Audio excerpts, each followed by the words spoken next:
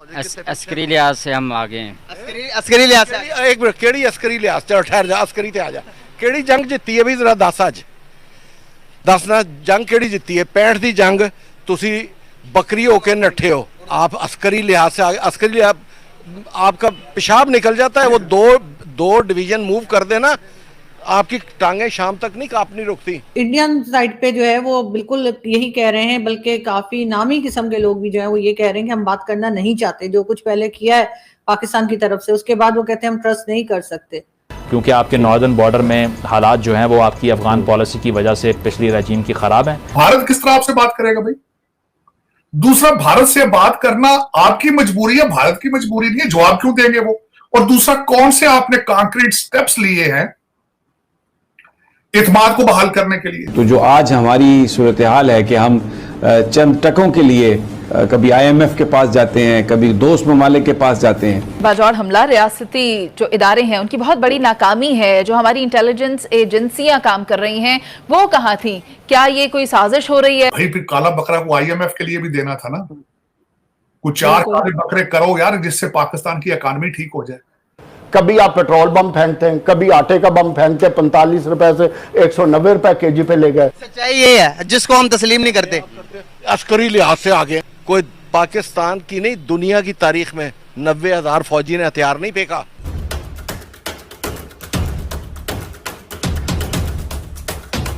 नमस्कार दोस्तों, पिछले क्लिपों में आपने देखा कि पाकिस्तान मीडिया चर्चा कर रहा है कि कैसे भारत जब भी चाहे पाकिस्तान की पुंगी बजा सकता है। वहां की मूर्ख जनता ये हमेशा सोचती है कि पाकिस्तान की आर्मी सबसे अव्वल है, लेकिन सच्चाई ये है कि अगर 2 डिवीजन भी घिसका दे भारत तो पाकिस्तान की पतलून गीली हो जाती है। और वहां के पढ़े लिखे लोग ये बात जानते हैं, जो कि इतिहास की जानकारी रखते हैं। ये भली भांति जानते हैं कि 71 में क्या हुआ था, 65 में क्या हुआ था और कारगिल युद्ध में क्या हुआ था। लेकिन वहां की जो मूर्ख जनता है, जिन्हें वहां के राजनेता बरगलाते चलते हैं कि सारे युद्धों में पाकिस्तान की जीत हुई थी, और इसी तरह की झूठी बातों के कारण ही आज पाकिस्तान का ये हाल हो रखा है। उनकी जो अर्थव्यवस्था है वो गर्त में जा चुकी है, और तो और वहां की आर्मी आए दिन पिटती रहती है, और नौबत यहां तक आ गई है कि पाकिस्तान के कहीं 4 टुकड़े ही ना हो जाएं।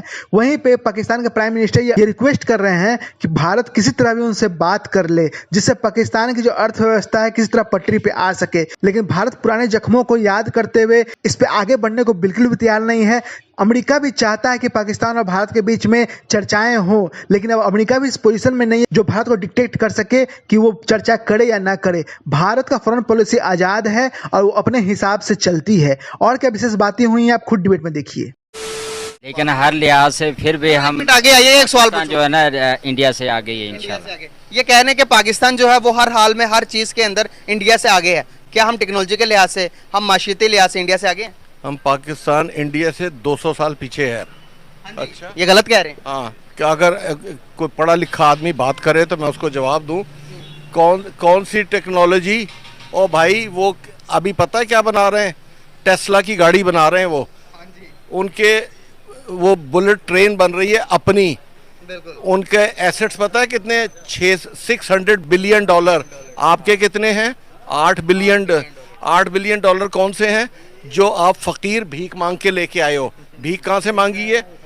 3 बिलियन डॉलर है सऊदीया का, 2 बिलियन अभी आपको चाइना के काइजियम बैंक ने दिए हैं जो मार्कअप पे दिए हैं।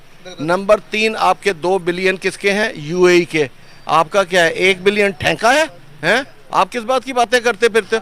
आप सिर्फ बातें एक आपको आती हैं। हम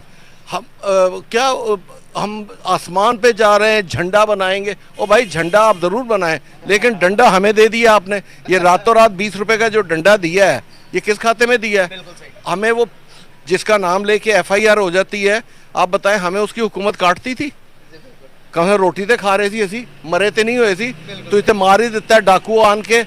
ये जो कि 2 बिलियन डॉलर आए हैं, वो जो कि फुटबॉल मैच के, वो कहाँ गए? वो किसकी जेब में है?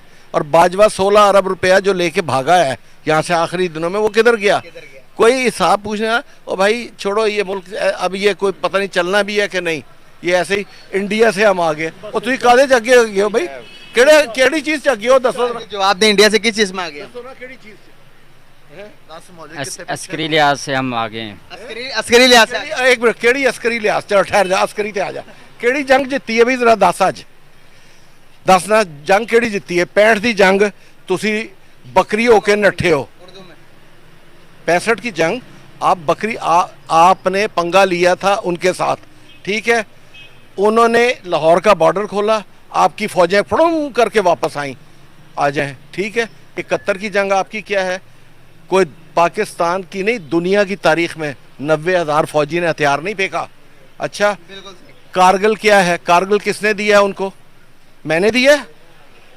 आप अस्करी लिहाज से आगे, अस्करी लिहाज आपका पेशाब निकल जाता है, वो दो डिवीजन मूव कर देना, आपकी टांगें शाम तक नहीं कांपनी रुकती।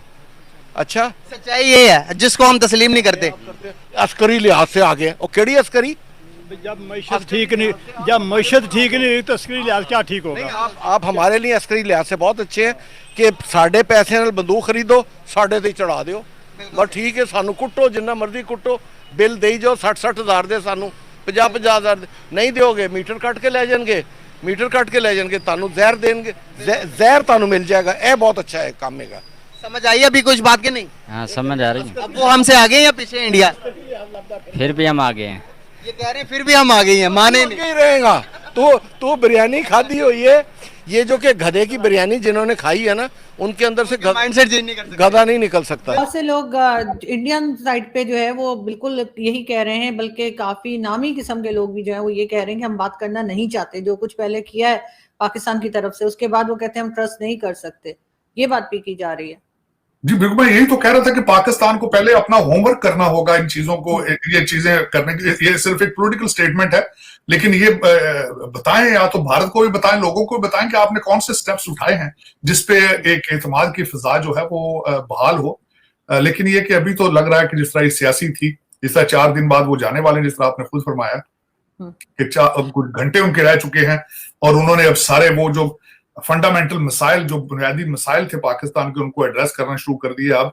लेकिन मेरे ख्याल में अब उनको फोकस करना चाहिए कि वो दुबई जाएंगे, लंदन जाएंगे, कहाँ जाएंगे, क्या करेंगे, कोई प्रॉपर्टी वगैरह देखेंगे, कोई और किस तरह की चीजें उनको तवज्जो देनी चाहिए। इलेक्शन तो मुझे लग रहा है कि शायद हो या ना हो, उसके बारे में भी चहमगोइयां हो रही हैं। जो मैं 2-3 आपको मैं इसके जो कल परसों से बातें हो रही हैं, रूमर्स हैं, वो ये है पेट्रोल की कीमत बढ़ाई गई है। लोग समझते हैं कि ये इसका मतलब ये है कि इलेक्शन नहीं होंगे, डिले होंगे, क्योंकि अगर इलेक्शन होने होते तो इन्होंने प्राइस नहीं बढ़ानी थी।